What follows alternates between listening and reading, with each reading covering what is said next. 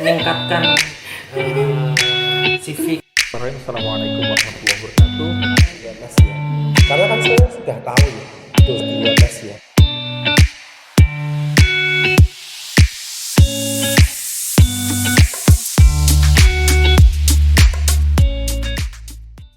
Assalamualaikum warahmatullahi wabarakatuh. Halo Sobat Literasi, selamat datang di podcast Siniar PBSI FKIP UMS. Perkenalkan, aku Isna Dini Rahmawati yang bakalan nemenin kalian di episode kali ini. Di episode yang spesial ini kita bakalan bahas yang mungkin sering ditanyain oleh teman-teman di luar sana.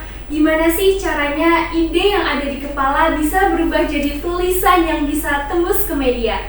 Yap, kita bakal bahas dari ide dan gagasan ke halaman koran, tips nulis yang dirilis redaksi. Tentunya di episode kali ini aku nggak sendirian. Di sini aku bakalan ditemenin dengan dua narasumber yang luar biasa. Narasumber pertama ada Ibu Mai Sufanti, merupakan dosen sekaligus penulis yang inspiratif yang mampu menyulap kisah ilmu menjadi kisah penuh makna. Baik, bagaimana kabarnya Ibu Main? Alhamdulillah, Rabbil Alamin. Mungkin bisa perkenalan ke para penonton di rumah. Oh ya, baik teman-teman semuanya, pendengar yang berbahagia, pemirsa juga, terutama para mahasiswa, anak-anakku semuanya. Saya Bu Main, biasa dipanggil begitu. Dan hari ini saya diundang oleh Mbak Isna untuk ditanya-tanya tentang apa ya ini nanti. Insya Allah barokah informasinya.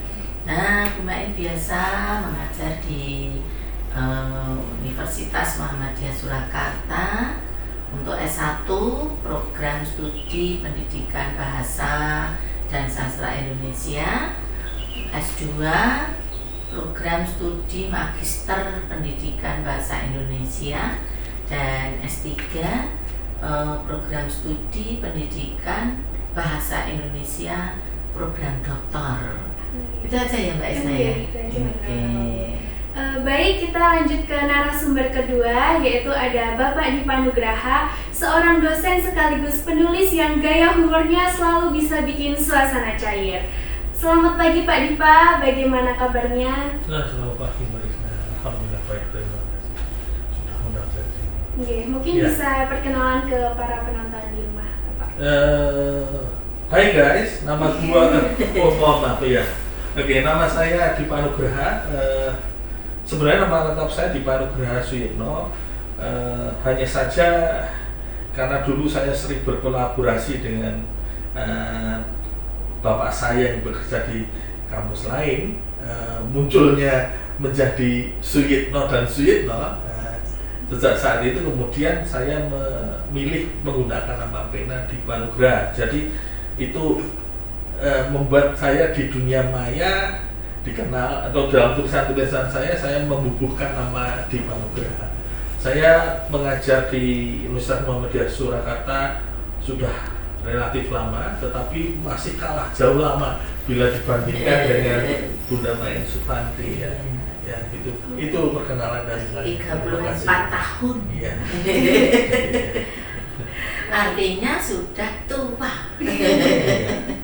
Baik Bapak dan Ibu, mungkin sebelum ngobrol lebih lanjut soal dunia kepenulisan, mungkin bisa diceritakan dari Bapak dan Ibu pengalaman di dunia kepenulisan ini.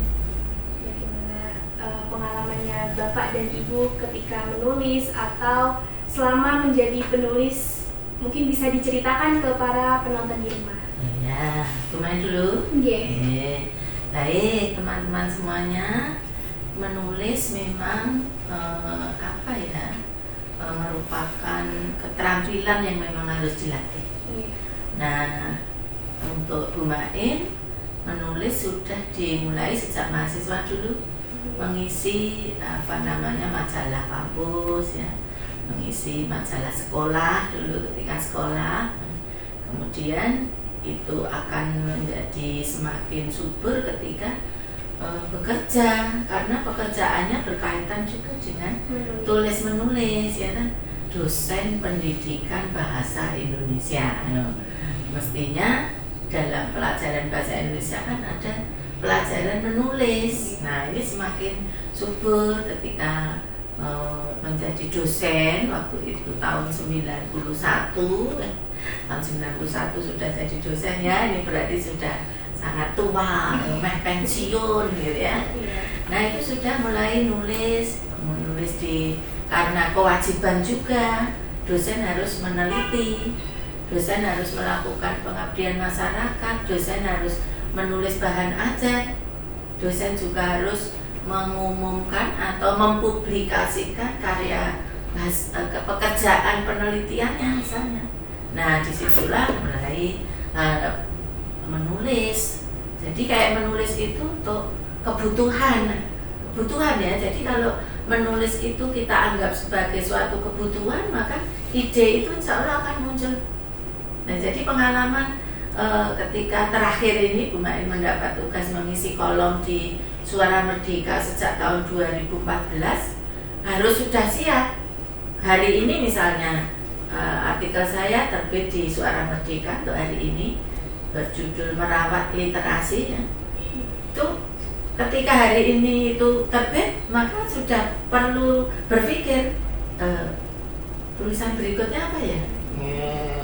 Nah, itu akan menjadi sambung sinambung, karya kita akan terus hadir. Nah, saya kira pengalaman Bu Main baru di situ. Jadi sudah menjadi kebutuhan sehari-hari. Iya. Ya, mungkin bisa lanjut untuk Pak Dipa diceritakan pengalamannya di dunia penulisan, Pak. Oke. Saya sebenarnya sungkan untuk mengutarakan pengalaman saya, sebab di sebelah kanan saya itu pengalamannya jauh lebih banyak, lebih lama begitu. Karena menang tua Pak Dipa itu. Iya. Jujur saja kalau saya berbagi pengalaman saya di dalam penulisan populer atau tulisan yang memang untuk terbit di media massa, tulisan saya tidak begitu banyak. Jadi tadi menyambung dari apa yang Bunda Main sudah sampaikan, memang perlu ada semacam prinsip komitmen ya terkait dengan praktik menulis. Ada istilah kalau di masyarakat Jawa menulis karena kepepet, dari kepepet kemudian menjadi kebiasaan. Jadi ilmu kepepet istilahnya.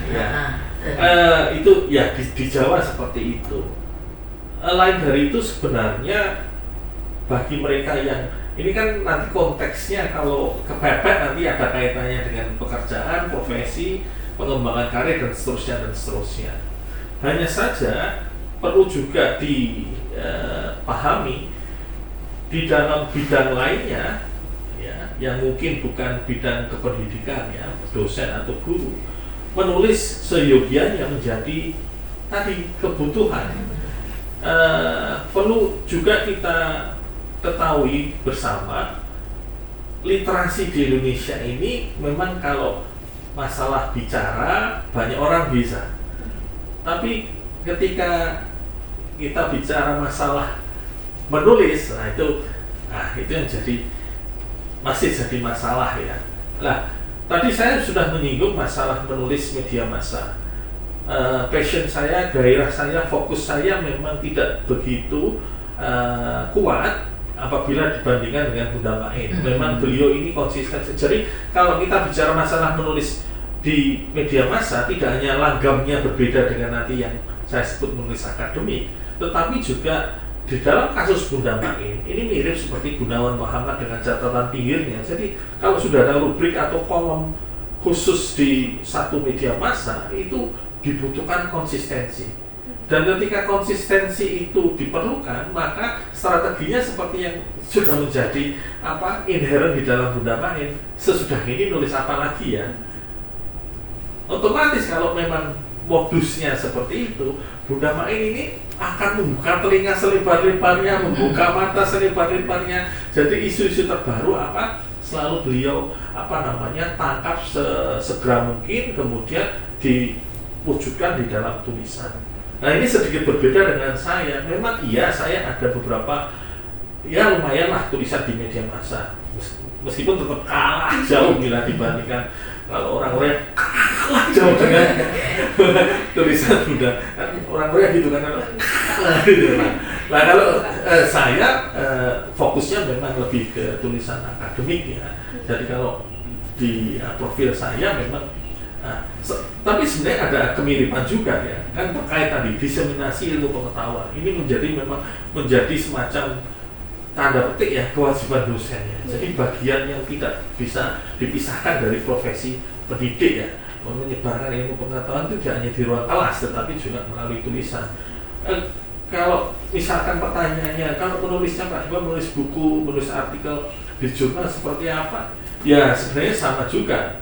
Kalau saya sendiri memang sengaja mencermati percakapan dosen-dosen di grup dosen begitu, atau mengikuti forum di Facebook. Mohon maaf saya bukan seorang yang sangat familiar dengan Instagram ya, yang mungkin teman-teman ini teman-teman yang masih muda ini beda ya beda, tempat bermainnya berbeda ya. Tapi apapun itu sekali lagi sebenarnya ya tadi memang butuh komitmen, butuh pembiasaan ya. Nah ini yang memang sentilan saya pada teman-teman semua yang masih muda perihal menulis ya. Jadi kerap kali ketika sudah masuk praktik menulis itu kadang bingung karena memang belum ada komitmen atau masih menganggap menulis itu sebagai sesuatu yang tanda petik tidak penting, seperti bisa ngomong ya kan. Hal seperti itu mungkin perlu pelan-pelan digerus ya. Perlu ada pembangunan mental, komitmen, pemahaman, persepsi mengenai tulis-menulis begitu. Ya. Baik, mungkin setelah menceritakan pengalamannya ada pertanyaan lagi nih untuk Bapak Ibu. Kira-kira ketika Bapak Ibu ingin menulis, apa sih pemicu yang biasanya membuat Bapak dan Ibu ingin menulis? Apakah karena ada isu hangat atau juga pengalaman pribadi atau sesuatu yang mengusik seperti itu? Baik, ini juga pengalaman ya. Jadi sebelum tahun 2014, sebelum Bu Main mendapatkan tugas di kolom Edupak Suara Merdeka, itu ketika mau nulis itu kan itu berarti kompetisi ya. Di dalam kita ngirim ke jurnal belum tentu, ke koran belum tentu itu dimuat kan begitu. Nah itu lebih asik lagi kita, kalau lebih menantang begitu loh. Kalau sekarang saya menulis di Edupak itu kan sudah insya Allah dimuat karena topiknya sudah berkaitan dengan pendidikan ya. Karena di Edupak itu yang dimuat di pendidikan dan sudah ada aturannya sekian kata, kita sudah mengikuti itu. Nah sebelum tahun 2014 selalu kita itu paling enggak dalam 1 minggu itu isu menarik apa ya, berita-berita itu kita baca kalau memang kita mau nulis. Iya, jadi luar biasa apa seperti yang disampaikan oleh Pak Dipa tadi, kita lebar-lebar buka mata, lebar-lebar buka telinga untuk menemukan isu-isu terkini yang bisa kita tulis. Nah itu biasanya kita kirim, kemudian satu isu kita tulis dengan beberapa sudut pandang, kita kirim ke berbagai koran ya misalnya, sehingga saya sampai hari ini masih langganan koran yang kertas tuh Pak Dipa. Anak-anak sudah mulai, Bu untuk apa kan itu bayar mahal ya. Tapi bagi saya itu karena sudah kebiasaan saya bertahun-tahun untuk menumbuhkan ide itu banyak membaca, terutama koran cetak karena saya nggak suka baca berita yang ada di HP kecil di laptop sulit ya, lebih nyaman sambil duduk minum kopi baca koran kayak dulu ya Pak. Jadi cerita minum kopi baca koran itu kan kayak hilang ya Pak ya, hampir hilang itu. Mungkin satu kampung di tempat saya tinggal, saya dan suami di taman duduk bareng baca koran, ada kopi, ada telur rebus ya. Itu kayaknya cerita itu sudah hampir hilang karena pengalaman apa namanya yang ngantar koran ke rumah itu namanya apa? Loper koran. Dulu ketika tahun 80-an masih 90-an itu bawanya sampai penuh ini. Sekarang itu tinggal 4 ya. Ini orangnya sama ini. Kalau nggak sama kadang-kadang anaknya karena itu pekerjaan diturunkan kepada anaknya. Itu tinggal 4 saya lihat. Mas, berapa koran yang hari ini diantarkan? Itu tinggal 4. Artinya apa? Orang yang membaca koran cetak itu yang diantar oleh Mas tadi tinggal 4. Yang dulunya kira-kira hampir 60-an, 70-an. Nah, itu artinya apa? Kebiasaan di dalam membaca saya sudah sangat tergantung dengan cetak itu tadi, sehingga untuk menimbulkan ide-ide yang menarik itu saya baca koran di rumah. Ada Kompas, Suara Merdeka, kemudian Solo Pos, di lab literasi ada Jawa Pos. Minimal itu waktu itu ketika mau nulis. Nah, sekarang karena saya sudah dibebani untuk diamanai lah ya untuk menulis di kolom itu, saya meredam sendiri. Dengan sendirinya saya redam. Saya tidak perlu nulis banyak-banyak lah, sebulan 1 sudah cukup konsisten gitu ya. Kalau dulu karena juga masih muda ya Pak ya, nanti kita pengen banyak artikel yang dimuat, dan itu pun tidak semua yang kita tulis dimuat, karena kadang-kadang isu itu berjalan sangat cepat. Tulisan kita baru masuk sudah ada isu yang terbaru lagi, sehingga tulisan kita kemarin yang baru masuk sudah lagi basi, karena hari itu mungkin sudah ada tulisan yang baru. Dan ada juga koran yang memang minta kepada penulis untuk menulis yang sesuai dengan isu yang diharapkan. Nah, itu kadang-kadang kita kalah di situ. Nah, sehingga ketika kita memang mau menulis itu ya banyak membaca. Harus. Kalau tidak baca nanti yang disampaikan itu hanya opini-opini kosong, tanpa bukti, tanpa argumentasi, ya, tidak relevan dengan faktanya ya. Jadi memang kita harus banyak membaca sebelum menulis. Berarti dari Ibu Main banyak menulis itu dipicu oleh isu-isu terbaru macam gitu. Oke. Kalau untuk Bapak Dimas sendiri biasanya yang memicu untuk mulai menulis itu apa Pak? Apakah sama seperti Ibu Main karena isu atau pengalaman atau hal-hal yang memang ingin diutarakan lewat tulisan? Oke, sebelum menjawab pertanyaan Mbak Isna, izinkan saya minum dulu. Oke. Ya, ini ada airmu, ya. Airmu. Produksi Muhammadiyah. Silahkan. Saya Segar sekali. Ya, kebetulan hari ini saya tidak puasa sunnah, karena juga jarang saya puasa Senin Kamis, sangat jarang malahan ya. Oke, balik lagi. Jadi pertanyaannya supaya ini ya. Ya, tadi sudah disampaikan oleh Bunda Main perkara menulis tadi dibutuhkan ini ya budaya lainnya. Apa itu budaya membaca? Ya, sebenarnya itu sesuatu yang wajar ya. Mohon maaf kalau saya menggunakan perumpamaan lain yang konyol gitu, tetapi saya yakin ini jembatan keledai di dalam memahami bahwa seorang yang ingin banyak tulisannya atau bisa menulis atau punya ide di dalam menulis memang butuh asupan yang banyak. Sama juga kalau mohon maaf, kalau Anda makan sedikit, bagaimana mungkin Anda bisa buat hajat yang besar gitu, kurang lebih seperti itu. Nah,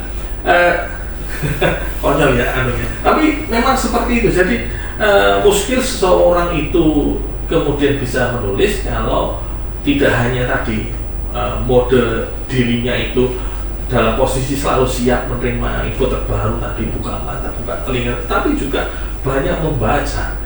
Kalaupun misal ada atau Anda misalnya digital native itu memang memiliki budaya yang berbeda ya. Kalau tadi Bunda Main cerita, saya ini masih tradisi membaca koran cetak itu masih ada di keluarga. Kebetulan ada temannya juga, jadi makin asyik tuh sambil minum kopi ya.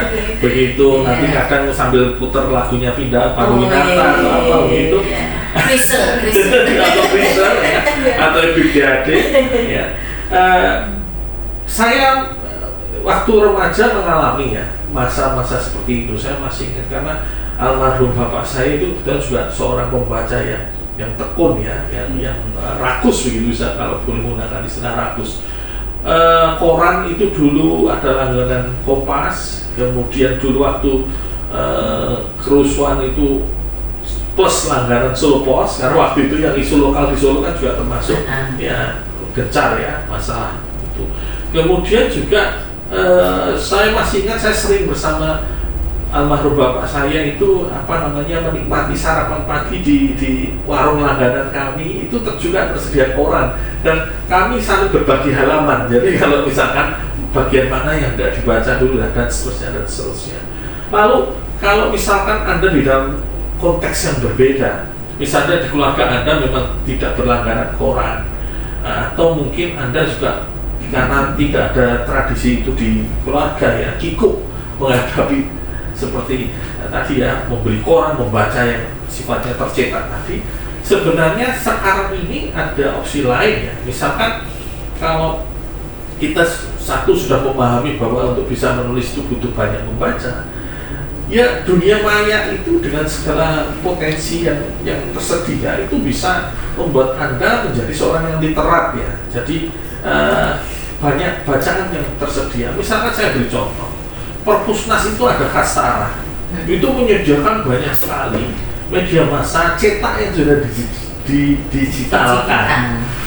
Kemudian ada Jack Litera. Jack Litera itu dulu dari PDS Habib Yasin, kemudian diambil alih Provinsi Jakarta, kemudian sekarang ada versi digitalnya. Bahkan yang terbaru saya membaca wawancara terus Danarto itu dari situsnya Jack Litera. Jadi mendaftar hanya menggunakan surel kita saja. Jadi seperti itu. Lain dari itu juga mulai banyak ya, karena kan tradisi dengan munculnya internet dan segala ini ya, orang berlomba-lomba untuk hadir di dunia maya. Dan ini juga membuat banyak koran-koran sekarang yang ada versi digital berbayarnya, tapi ada versi digital yang bisa diakses secara gratis. Maksud saya adalah alih-alih menghabiskan waktu untuk menonton TikTok dengan joget yang mungkin itu, iya. Kan pertanyaan begini, oke lah Anda mendapat kegembiraan ya, tapi kan sifatnya sesaat dan mohon maaf mungkin hanya itu saja, tidak ada hal lain yang membuat Anda menjadi naik levelnya atau membuat Anda memiliki potensi untuk menghasilkan sesuatu yang bermakna. Jadi kan kadang begini, ngapain baca, tidak penting gitu. Padahal dengan membaca, mungkin tahun pertama Anda belum punya ide atau belum terpancing untuk menulisnya. Tapi dari kebiasaan itu tidak hanya Anda makin bergairah untuk memperoleh informasi. Jadi informasi ini nanti tambah lagi karena Anda semakin rakus itu ya. Dari perjalanan semakin rakus tadi, kemudian mungkin muncul kegelisahan. Loh, kok ada perbedaan pendapat? Padahal menurut saya dari situ mungkin muncul ide untuk menulis, atau Anda gelisah, loh itu kok banyak kebohongan di situ. Nah, dan itu tidak mungkin terjadi kalau Anda hanya nonton TikTok saja atau hal yang konyol-konyol. Jadi itu boleh penting ya, kalau Raihan itu dulu bilang berhibur boleh saja, kurang lebih seperti itu. Atau kalau Roma Irama begadangnya diganti dengan nonton TikTok mungkin ya, nonton TikTok ya itu asal ada manfaatnya. Nah maksud saya bukan menambah apa yang senior saya sampaikan tadi, ya sebenarnya ujung-ujungnya di situ. Jadi kalau kita bicara menulis, banyak baca, ya. Omong kosong, nonsens. Kalau orang mengatakan saya tidak bisa nulis, pernah baca, tidak pernah. Ya, mau nulis sastra, novel apa yang sudah pernah? Kamu baca? Tidak pernah, tidak ada. Bicara teori sastra, tidak ada buku teori sastra yang dibaca. Nonsens, omong kosong. Begitu. Oke, baik. jika berbicara dari kacamata redaksi nih Bapak Ibu, kira-kira ide seperti apa yang membuat naskah itu menarik untuk dibaca lebih lanjut? Monggo bisa dijawab dari kepentingan redaksi itu kan macam-macam ya. Jadi redaksi yang mana, gitu. Contoh misalnya redaksi dari Tenani, gitu ya. Mungkin suka menulis dulu suka menulis di situ ya. Ada dicemplung dan koplo jadi suatu tulisannya. Sebenarnya itu kan isinya nanti kan menyindir ya, menyatakan sesuatu yang konyol-konyol, tapi itu terjadi gitu. Nah, Bu Mai dulu suka menulis di situ, tapi anak saya yang mengkritik, itu jangan nulis yang kayak gitu toh, malu aku lah, karena dia itu ilmunya ilmu eksak ya, tidak seperti ibunya karena dia itu fisika ya. Membaca seperti itu tidak suka Pak Dipa karena dia fokusnya itu ke fisika yang saya tidak tahu ilmunya bagaimana lah. Dia melihat koran lalu tulisan ibunya ada di situ, ternyata bacaannya kok dolanan begitu ya. Itu kan Tenani itu kan cerita yang sangat singkat, humor ya, di situ ada humor tapi ada kritik, ada pesan sosialnya begitu. Itu kemudian saya hentikan karena anak ya, jadi memang pesan anak penting diikuti, tapi nanti insya Allah kalau dia sudah mungkin sudah lupa dengan kritiknya, saya menulis lagi nanti. Nah itu kan berarti redaksinya sesuai dengan apa yang sudah digariskan oleh suatu koran. Ini rubrik apa? Kalau rubriknya seperti Tenani itu ya tulisan yang seperti itu yang mestinya diterima ya toh. Jadi maka ketika kita mau menulis itu harus baca dulu ada rubrik apa di suatu koran gitu ya. Kalau di Solo Pos ada Tenani, wah kita nulis dong gitu ya. Hanya tiga tokoh ya, John Koplo, coba Pak lupa pemain Tom Gembus, Gendok Nikole, yang satu lagi siapa lupa Bapak. Sudah lama tidak nulis. Tapi itu sebenarnya ada di sini tuh, kayak bergetar mau nulis begitu ya, karena ada banyak peristiwa-peristiwa yang bisa diangkat dan itu ternyata saya ada penggemarnya walaupun baru nulis berapa. Prof Kumaiti itu selalu mana Bunda John Koplo ya. Jadi ketika saya nongol itu mesti yang ditanyakan ini John Koplo-nya sedang apa ini gitu ya. Jadi itu tulisan yang disenangi juga oleh masyarakat. Kalau dilihat dari pertanyaannya dari redaksi ya tadi kriteria apa yang dimaui oleh koran ya di redaksi di situ kan ada opini, ada isi, ada macam-macam di situ tulisan. Rubriknya apa? Ya sesuai dengan rubriknya dan setiap rubrik memiliki aturan berapa kata, berapa karakter ya karena memang koran itu kan tempatnya terbatas. Karena terbatas maka mestinya kita ikuti, penulis harus selalu mengikuti. Misalnya mau nulis cerpen di dalam Kompas dengan Suara Merdeka dengan Solo Pos aturannya beda. Kompas itu bisa panjang gitu 1 halaman penuh ya dan rengket gitu saya lihat. Tetapi kalau Solo Pos Suara Merdeka agak sedikit 700 karakter kalau tidak salah. Jadi tergantung pada masing-masing koran, masing-masing kolom, masing-masing jenis tulisan apa yang diharapkan oleh redaksi itu. Setiap redaksi punya kriteria. Maka penulis harus memahami kriteria itu.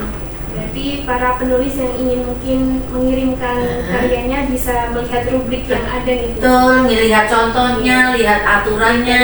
Misalnya opini itu bagian bawah itu mesti ada tulisan berapa karakter yang dimaui oleh redaksi, maksimal sekian gitu ya. Untuk kolom edupak itu hanya 3.500 karakter sehingga paling panjang itu 2 halaman.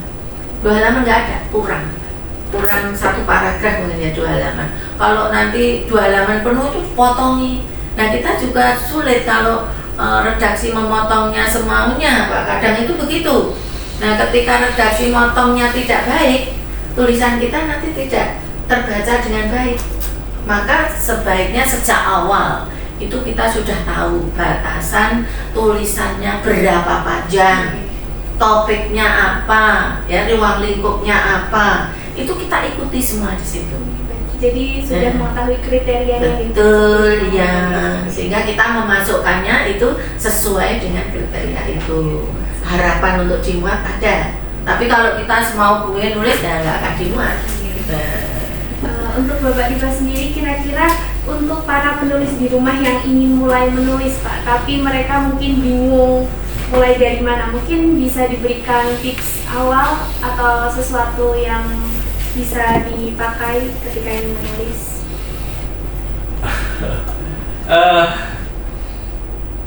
Iya, begitulah. Jadi yang disampaikan oleh Bunda Main tadi ya memang seperti itu ya. Mungkin ini kesannya apa namanya kok seram, menyeramkan atau, tapi sebenarnya kan begini ya. Setiap media massa itu memiliki ideologi masing-masing ya. Ideologi itu ya mungkin diksinya kesan ideologi, tapi memang benar adanya kan, mohon maaf kan tidak mungkin ada ke majalah Arimatia Anda bicara tentang dakwah Islam, kan tidak mungkin tulisan Anda seperti itu. Begitu pula sebaliknya, tidak mungkin Suara Muhammadiyah ada cerita tentang Bible, kecuali dalam kajian kristologi kan, atau perbandingan itu beda lagi. Artinya di dalam proses tadi pertanyaan kira-kira ini seperti apa bakal diterima atau pasnya seperti apa, ini sama juga. Mohon maaf kalau mahasiswa sekarang kan ada semacam dorongan untuk menulis artikel untuk publikasi di jurnal ya. Itu kan juga pertanyaannya balik lagi, coba dilihat dulu skopnya apa, lingkup dari jurnal itu apa, atau tidak hanya itu, ada yang sifatnya isi ya, ada sifatnya teknis, nanti urusannya template gitu kan. Itu berlaku, tadi Bunda sudah cerita isinya apa sih, kan tidak mungkin kalau untuk kolom atau rubrik ini dan itu Anda mengirimkan tulisannya tidak seperti itu, jumlah katanya juga sama juga, artikel juga sama. Saya kalau dengar cerita dari teman-teman yang ini mengelola jurnal, intens mengelola jurnal itu kan sama. Seleksi awal teknis dulu ya, jadi kalau terlalu panjang pada batasannya hanya 7.000 ya otomatis sudah tercoret. Baru kemudian isinya seperti apa. Ya sama juga. Anda misalnya punya tulisan, mohon maaf saya juga ada tulisan di beberapa tulisan di Pandit Football. Pandit Football itu kanal ya bisa dikatakan media daring begitu yang berbicara tentang sepak bola ya. Saya menulis di situ terkait dengan Arsenal. Kebetulan ini salah satu klub sepak bola terbaik di dunia ya. Jadi saya berbicara tentang Arsenal karena tadi ada gairah saya, ada passion saya terhadap Arsenal, tetapi juga karena waktu itu ya, sekarang saya sudah jarang menonton bola dan segala polemik di sekitar sepak bola dengan serius ya. Dulu ketika masih penuh semangat begitu ya, ada isu tertentu, saya berpikir bisa tidak ini saya tulis. Kalau kemudian bisa nanti saya kirimkan gitu. Karena niatnya itu tadi ya kompleks ya, ada semangat karena ada punya gairahnya, kemudian juga karena ingin menulis tentang itu. Nah, jadi sama juga di koran juga begitu. Oh ternyata ada Ahtanane, ya. Ternyata di Suara Merdeka ada yang untuk cerita pendek, di Surpos juga ada. Nah, hal-hal seperti itu nanti dicermati saja. Makanya ada istilah, kalau Bunda Main itu kadang juga cerita ATM, amati, tiru, modifikasi.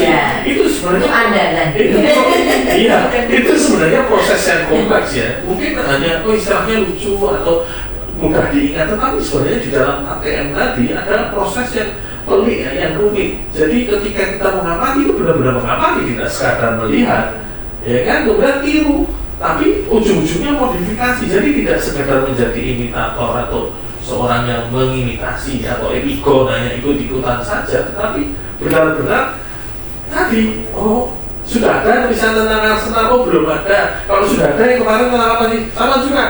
Oh gendut Nicole, Tom Gebus begini begitu. Oh berarti saya buat seperti ini.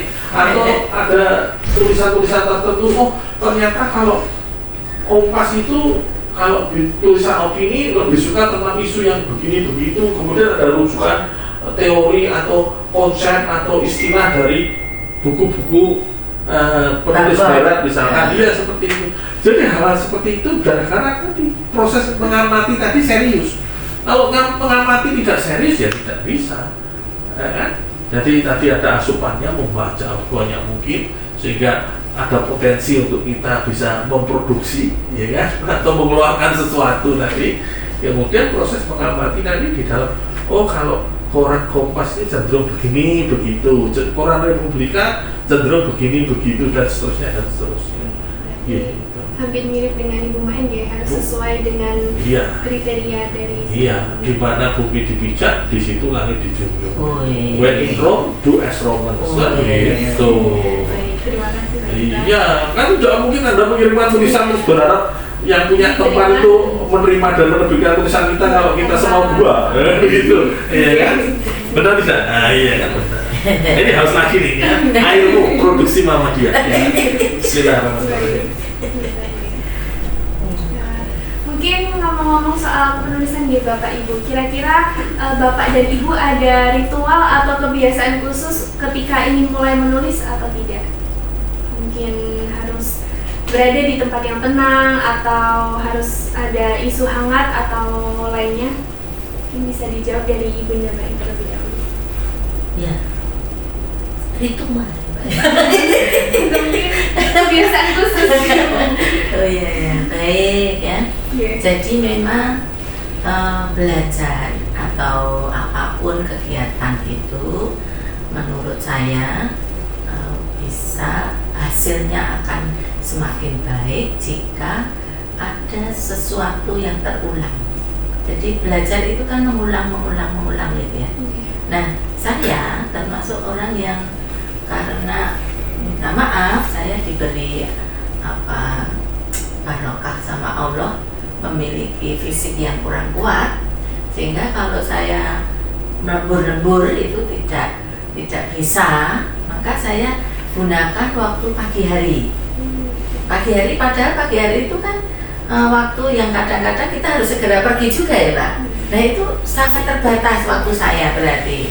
Maka kalau yang saya lakukan itu pagi hari. Ada orang mengatakan kalau nulis itu setelah sholat tahajud, gitu ya, atau jam 12 malam itu saya tolak karena saya tidak mau mengganggu ibadah.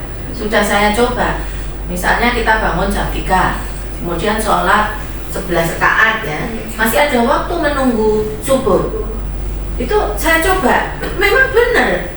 Begitu ngadepi laptop itu langsung berurut itu banyak, tapi ternyata saya kehilangan sesuatu yang substansi. Subuh saya hilang Pak. Ketika jamaah di masjid, Allahu Akbar, saya ingat tadi mestinya tulisanku begitu. Iya. Jadi kalau ada orang mengatakan ini waktu yang paling bagus itu waktu jam 3 sampai subuh, saya amini betul itu. Tapi bagi saya ternyata setelah saya lakukan beberapa kali itu mengganggu ibadah saya, maka saya tinggalkan itu sehingga saya akan melakukan jam 3 sampai subuh ya udah itu ibadah. Habis sholat subuh ngaji dulu, zikir dulu, baru kira-kira setengah 5 gitu, karena di rumah ada ibu saya yang tua, saya ngopen ibu dulu, rawat dulu, baru kira-kira jam 5 kurang itu baru gitu lah. Kalau saya punya waktu kira-kira sampai pukul 9 seperti hari ini tadi, luar biasa. Tadi saya sudah bisa menyelesaikan rubrik evaluasi di S3 ya Pak. Lalu bahan ajar walaupun belum selesai. Nah kalau saya diminta kebiasaan saya, itu yang saya lakukan, mengoptimalkan waktu-waktu yang menurut saya efektif untuk menulis. Bagi saya menulis itu setelah pekerjaan itu tadi, ibadah, merawat ibu, kemudian sisa waktu sampai saya harus kerja ke kampus atau saya harus pergi. Nah ini sisa waktu ini menurut saya kadang setengah jam, kadang 1 jam, ya. Sehingga boleh dikatakan memang saya tidak produktif sekali karena memang waktu yang saya gunakan itu yang paling efektif di situ. Kalau saya di kampus sambil mengerjakan itu ya bisa, tapi sayangnya tidak imbang waktu dengan hasilnya itu loh, disambi-sambi. Nah itu mungkin saya yang orang yang tidak bisa multitasking seperti Pak Dipa. Waktu rapat masih bisa mengerjakan apa, waktu Zoom masih bisa mengerjakan artikel, itu saya yang tidak bisa. Maka ketika rapat Pak Dipa melihat saya gomblong aja mendengarkan orang rapat, ikut berpendapat gitu. Tapi bagi anak-anak muda sekarang itu saya sambil rapat ya sambil nulis apa gitu, sehingga kadang-kadang ya nggak connect dengan rapatnya gitu ya. Jadi kalau saya ditanya kebiasaan ya bukan ritual ya, kalau ritual kan aku jampi-jampi gitu ya, pakai apa gitu ya, tapi itu kebiasaan saya lakukan. Saya menggunakan waktu pagi hari karena di waktu malam saya istirahat total karena memang saya sedang perawatan, sehingga jam 9 sampai pukul 3 itu total istirahat. Jam 3 sampai subuh itu ibadah, kemudian setelah subuh zikir dan ngaji sebentar, merawat ibu, baru merawat ibu dan suami ya, karena di rumah ada suami yang sudah pensiun juga ya, yang tadi diajak baca koran. Itu ya Mbak ya. Jadi kalau saya ditanya kebiasaan ya itu yang menurut saya waktu paling efektif. Maka bagi teman-teman, bagi pendengar, bagi mahasiswa bisa mengidentifikasi, bisa merefleksi kapan saya bisa menulis dengan efektif. Tidak perlu lama-lama. Karena kayaknya sekarang itu mahasiswa sukanya melek sampai malam. Nah, habis subuh tidur lagi. Itu kalau saya cek di kelas kayaknya begitu Pak Dipa. Habis subuh semua tidur. Nah, saya kira monggo kalau memang seperti itu, tapi waktumu yang efektif untuk mengerjakan sesuatu, contohnya menulis, kapan? Perlu direfleksi, dipilih. Tidak harus seperti Bu Indah ya, tapi silakan. Mungkin waktu habis isya sampai jam 9 ya udah fokus. Mungkin waktu harus jam 2 malam, ya monggo ya, sesuai dengan kebiasaan masing-masing. Berarti harus mengenal dirinya sendiri. Betul, ya betul. Untuk Bapak Dipa sendiri, apakah ada kebiasaan khusus ketika ingin memulai menulis Pak? Yang bisa diceritakan? Oke, kalau ritual saya itu ya, jadi ritual ini ya. Ritual. Tunggu tengah malam, kemudian minum air, kemudian bersila sekitar 5 menit ya, kemudian kungkum di air 10 menit. Aduh, itu. Nah, kalau yang seperti itu dijamin Anda masuk angin. Jadi itu bukan ritual yang benar ya. Oke. Sebenarnya tidak begitu jauh seperti yang baru saja dibagikan oleh Bunda Main ya. Dan saya juga mendapati hal yang serupa itu juga berlaku untuk banyak orang ya, yaitu tentang tadi mengenal diri kita sendiri ya. Jadi hai Dipa, hai ya, jadi sudah kenalan dengan diri kita sendiri ya. Tapi bukan seperti itu ya, atau kita dicek atau apa foto ijazahnya sama atau tidak untuk mengenal diri sendiri. Kodenya apa Mbak? Korin. Jin korinnya, bukan amit-amit jangan ya saya malah jadi merinding gitu. Hadir nih Pak. Iya. Tapi memang benar ya. Jadi Imam Ali kalau tidak salah juga menasihati ya, masalah pengetahuan itu salah satunya adalah mengenal diri sendiri, itu nanti mengenal Tuhan. Di tradisi Kristen juga ada ya, know thyself gitu ya, sama juga ya, mengenali dirimu sendiri. Kita juga dalam menjalani kehidupan juga sama. Dalam istilah Jawa itu ada istilah wang sinawang ya.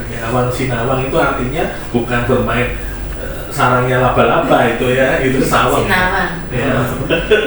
Melihat. Iya, delok-delok. Delok-delok. Iya, delok-delok. Ya, jadi liak-liak gitu. Ya. Rumput tetangga lebih hijau. Iya. Padahal banyak ulatnya. Iya. Kita nggak tahu karena hanya di sawah. Salam Sinawang ya. Lalu tapi kalau kemudian kita main ke ini halamannya tetangga ternyata memang rumput hijaunya lebih sehat, terus bagaimana coba? Bukan, justru poinnya bukan di situ. Poinnya adalah jadi begini ya, subhanallah.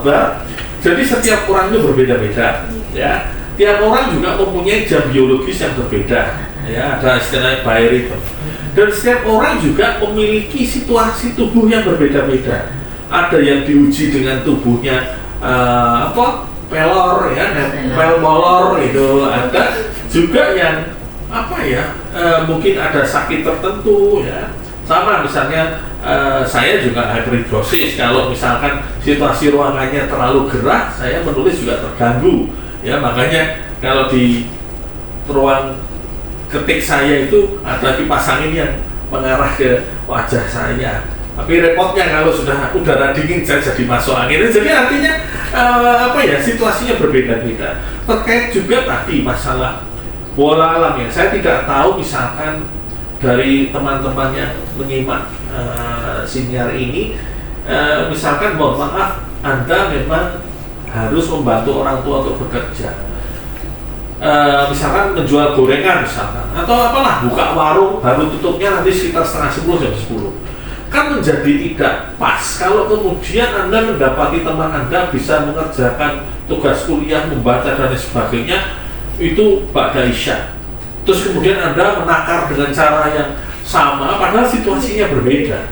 Ya, belum lagi bicara masalah tubuh tadi. Jadi sekali lagi persiapan yang baik itu insya Allah akan menghasilkan sesuatu yang baik. Ada istilah orang yang mempersiapkan diri itu sudah separuh kemenangan. Nah sama juga di dalam konteks menulis. Ketika Anda tadi jam biologisnya berbeda, ngantuk bisa meleknya berbeda, kondisi tubuhnya berbeda, kemudian tanda petik ya aktivitasnya berbeda, ya sudah Anda temukan saja dari percobaan berapa kali. Misalkan memang ternyata Anda lebih nyaman mulai menulisnya jam 1 dini hari, ya silahkan ya. Kalau misalkan seperti Bunda Main ternyata sudah pernah dicoba pada waktu subuh masih terbayang-bayang dengan tadi kok kalimatnya kok kelihatannya kurang pas ya, ya jangan lakukan itu kan, karena ya beda-beda sekali lagi. Jadi tidak bisa misalkan saya memberi jawaban secara definitif yang paling pos adalah jam 2 dini hari, tidak bisa.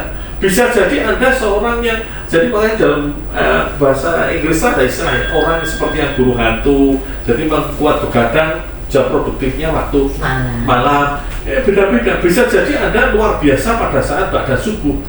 Artinya kalau memang seperti itu ya mungkin pada subuh sudah langsung saja menghadap komputer sampai mungkin setengah 7, karena bisa jadi jam 7 Anda sudah harus berada di tempat lain ya. Atau seperti saya ternak teri ya, itu bukan ternak bandeng ya, antara anak antar istri ya, memang ya harus menyesuaikan diri dengan itu. Meskipun jujur saja kalau dalam konteks saya tuh kadang tergoda ya.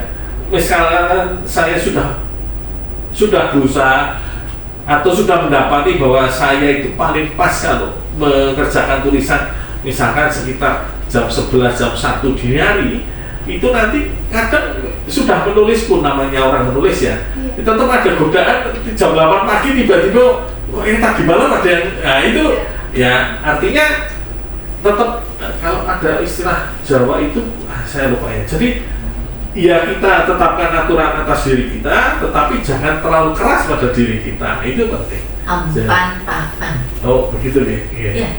Empan papan enggak menyesuaikan dengan tempat, menyesuaikan dengan situasi. Ya. Mungkin itu. Aku nggak tahu. Ini harus disesuaikan dengan dirinya sendiri. Katus pekatan dulur. Mungkin pertanyaan selanjutnya nih Bapak Ibu. Kalau dalam kacamata redaksi, apakah penulis itu penting untuk membangun hubungan personal yang baik dengan tim redaksinya, atau cukup memperhatikan kualitas dari isi tulisannya saja?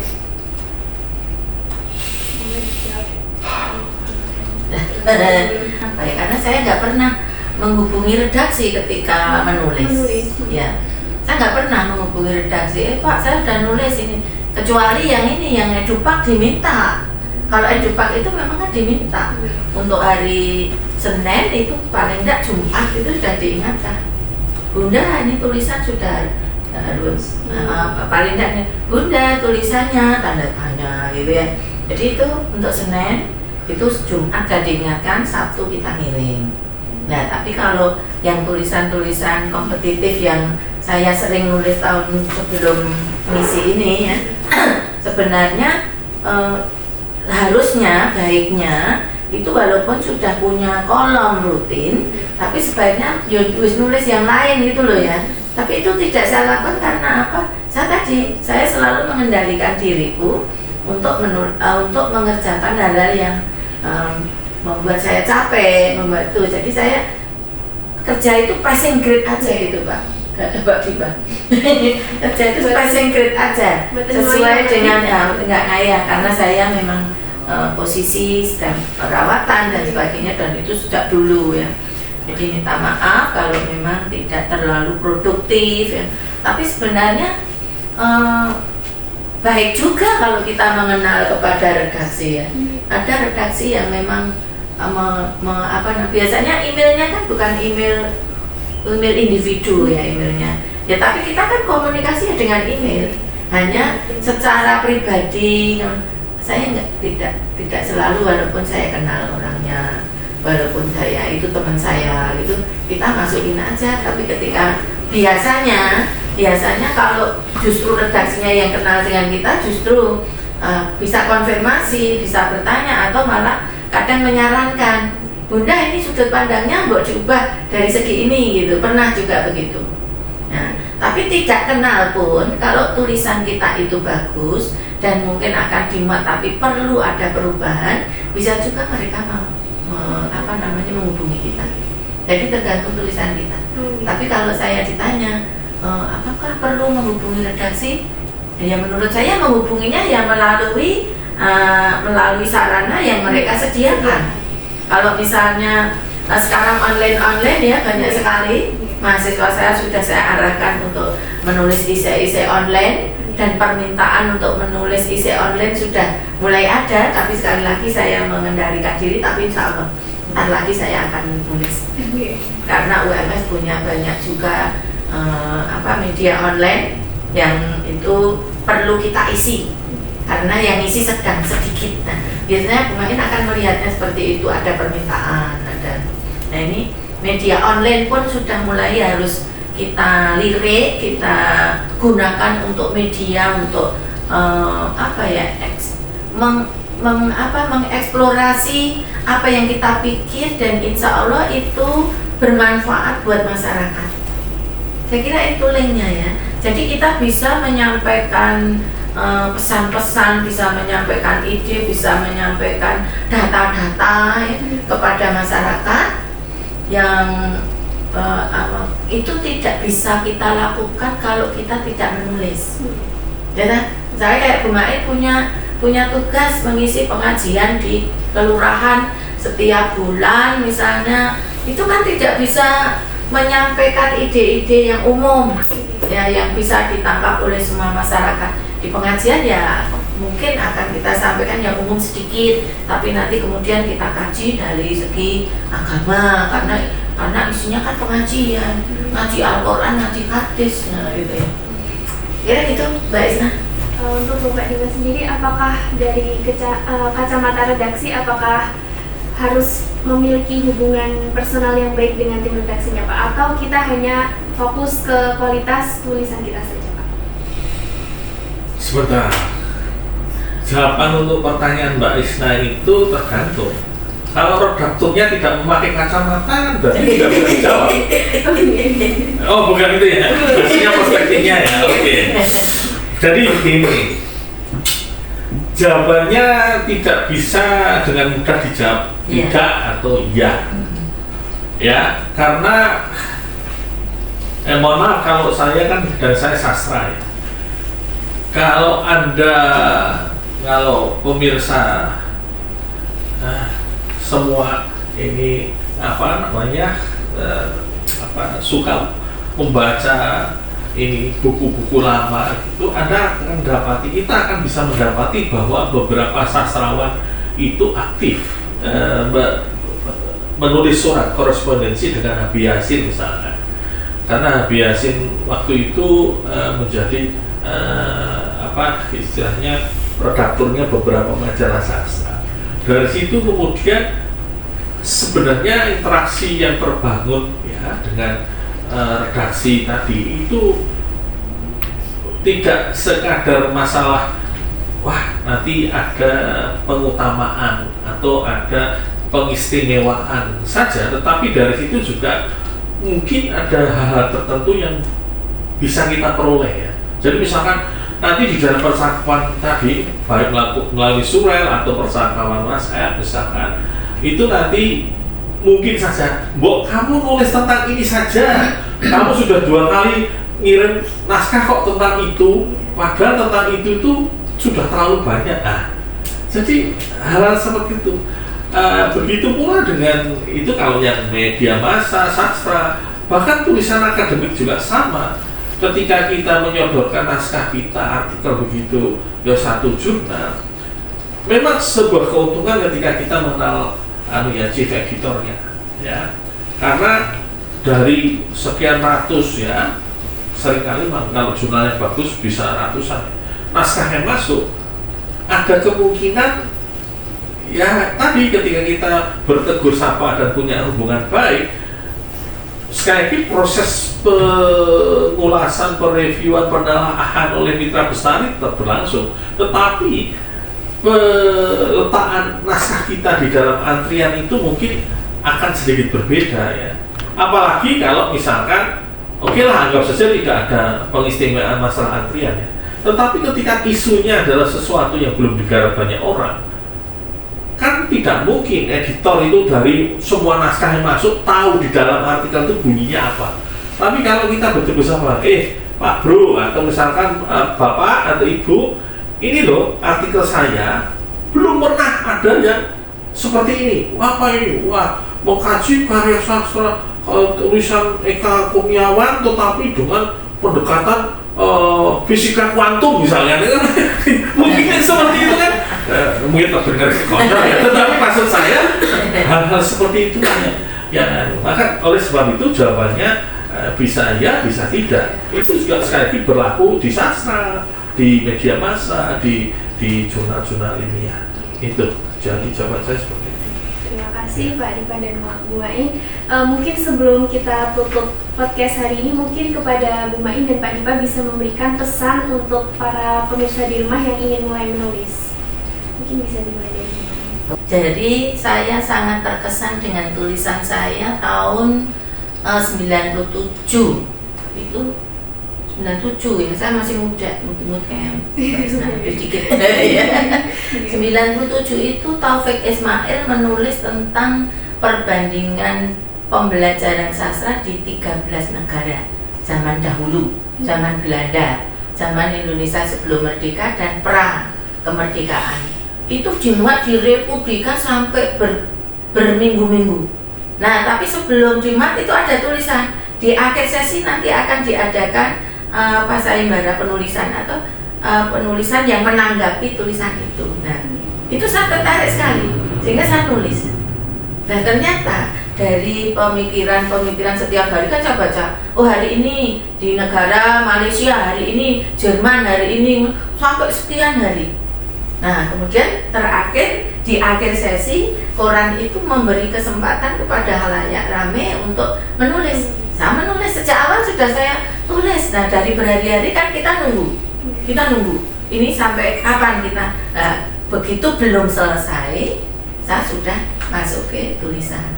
Akhirnya, alhamdulillah, itu tanggapan pertama dari tulisannya Pak Taufik Ismail yang dari sekian negara itu. Nah, kemudian itu nanti akan disusul oleh tulisan-tulisan lain. Lah, apa yang perlu saya sarankan? Berarti apa? Tadi membaca. Mengikuti apa maunya, tren dari kebutuhan di dalam mungkin koran, mungkin jurnal, mungkin konferensi, sama kok ini intinya kok. Jadi Kalau pemula ya ini tadi yang ditanyakan ya pemula saya kira mengikuti dulu.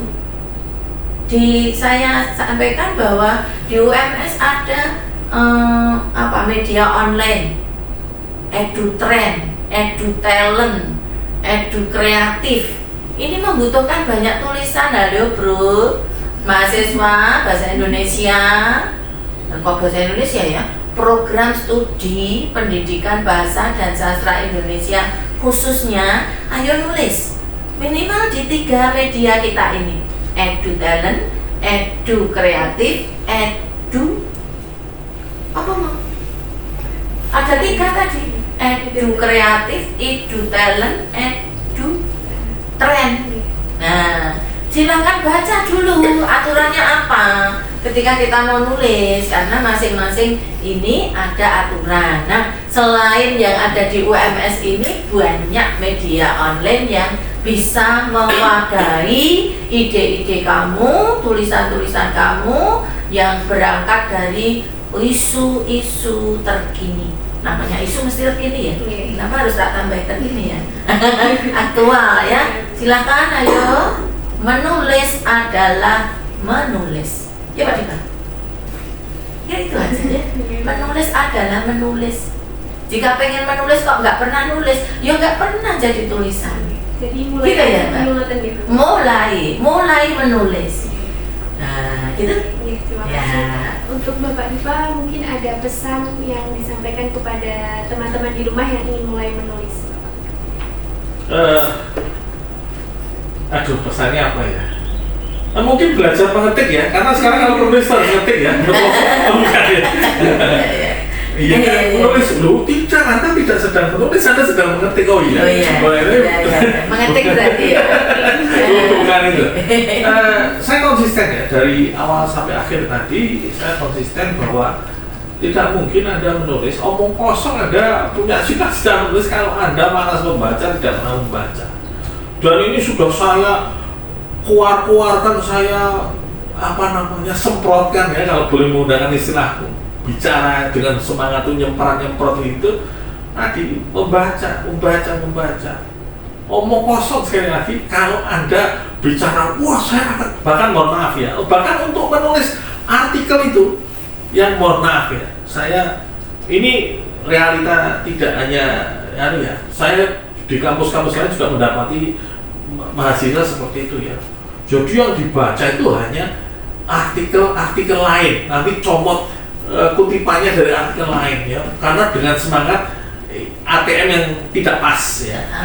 Padahal seharusnya baca bukunya itu ngomong apa itu, kan repot ya. Jadi memahami sesuatu melalui tafsiran orang lain, nanti sudah makin melenceng ya. Jadi dari buku aslinya bicara seperti ini, tidak pernah baca buku aslinya, ngutip dari sini, ngutip ini sudah kutipan ke orang ke-12, sudah melenceng kemana-mana. Ketika ditanya jauh dari mana asli bukunya, jauh dari mana puisi aslinya seperti apa, novelnya seperti apa, kan ada istilah parateks ya. Jadi novel itu tidak hanya sekedar novel, nanti kadang ada di bagian belakangnya mungkin ada catatan atau pengantar dari ininya, penerbitnya atau apa. Itu banyak info yang menarik di situ. Kan sekarang repot, baca puisi saja hanya puisinya ambil dari internet, padahal bisa jadi di antologinya, misalnya ini saya beri contoh, di antologinya itu nanti kadang di sampulnya ada pengantar penerbitnya, ada kata pengantar dari sastrawan lain dan sebagainya.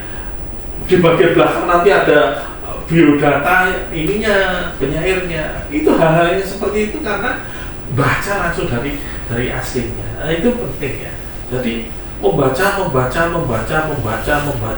Kalau bisa Danarto ya, proses ya, kalau menulis, kalau sebelum menulis tadi membaca. Airmu produksi Muhammadiyah. Ya. Baik, terima kasih Pak Dipa dan Bu Main atas waktunya yang sudah disempatkan hari ini. Untuk teman-teman di rumah yang ingin mulai menulis, jangan lupa untuk mulai aja dulu dan jangan lupa perbanyak membaca. Karena dari ide sederhana kalian bisa jadi tulisan yang luar biasa. Terima kasih Bu Main dan Pak Dipa. Aku Isnadini Rahmawati, pamit undur diri dari podcast Siniar PBSI FKIP UMS. Sampai jumpa di episode berikutnya. Wassalamualaikum warahmatullahi wabarakatuh. Waalaikumsalam warahmatullahi wabarakatuh.